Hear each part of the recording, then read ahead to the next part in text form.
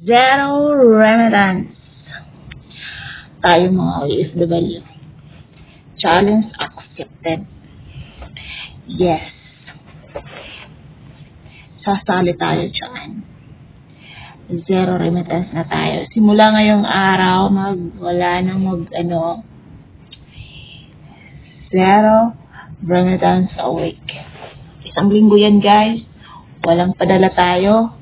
So, mangutang muna yung mga pamilya natin sa Pilipinas. So, hindi naman sila siguro maano ng isang linggo.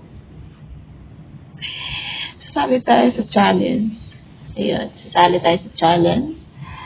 Ang zero remittance a week. So, yan. Happy birthday, Tatay Diko. Sana makauwi na po kayo ng Pilipinas. Baka magtuloy-tuloy na tong zero remittance pag hindi po kayo umuwi. Kailangan nyo talagang umuwi.